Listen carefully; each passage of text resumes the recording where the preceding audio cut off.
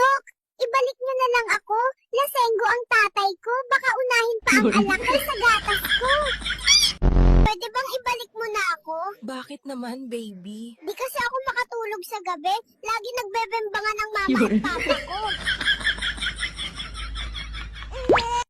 Ano plano mo ngayong araw? Nothing. Aantayin ko lang palitan ng nanay ko diaper ko para makapoop ulit ako. Nasaan po ang doktor? Bakit anong problema? Gusto ko na bumalik. Nanay at tatay ko lagi nag-aaway. Nasaan po ang doktor? Bakit, baby? I wanna go back. Grabe, nadinig ko sa nurse ang haba ng pangalan ko. Welcome to the world. Ano, masasabi mo na andito ka na sa mundo? Ibalik niyo ako, nabalitaan ko kasi mahirap ang magulang ko. Masaya ka ba ngayon? Nakalabas ka na sa mundo? Masaya. Pangsyam na pala akong anak. Ano papakain sa akin ng magulang ko? Sige nga, Ano ginagawa mo dito? nagtatago. Kung sino-sino kasi hawak ng hawak sa pisngi ko. I need a break. Birthday mo ngayon, baby. Anong wish mo? Sana ako na lang ang tropa ni Papa kasi yung tropa niya, mas madalas pa siya kasama kaysa sa akin. Hindi ka ba napapagod sa ganyang edad? Mas nakakapagod maghintay ng ayuda, boss. Birthday mo ngayon, baby. Anong wish mo? Gasolina tumaas. Gatas tumaas. Ako lang hindi kasi wala pa rin akong tatay. Bakit mukha kang pagod ngayon? Kada 5 minutes, may gustong makipag-hello sa akin. Kamukha ng daddy, kamukha ng mommy. Ano ba talaga? Hindi ko pa alam kung sino ako eh.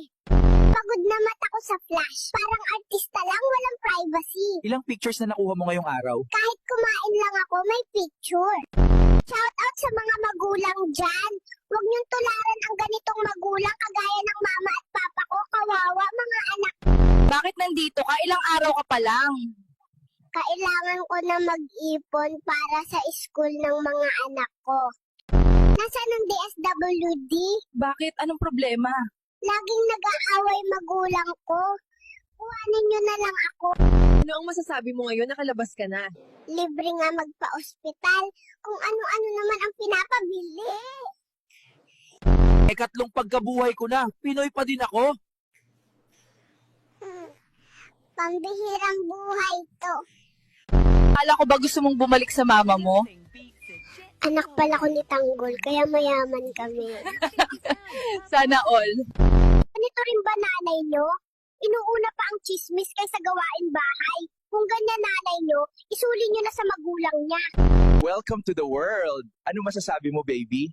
Salamat sa Diyos kasi hindi chismosa ang nanay ko. Welcome to the world. Anong masasabi mo ngayong nandito ka na? Ibalik niyo ako, nabalitaan kong si Marcos ang presidente. Sino ang pumatay kay Lapu-Lapu? Ikaw, Michael. Ba, hindi ako, sir. Kahit mahirap lang kami, hindi ko magagawa yun. Anong kalokohan pinagsasabi mo? Ang tinatanong ko sa'yo, sino ang pumatay kay Lapu-Lapu? Hindi nga ako, sir, eh. Tarantado ka talaga, no? Gusto ko makausap ang tatay mo. I want you to bring him here. Understand?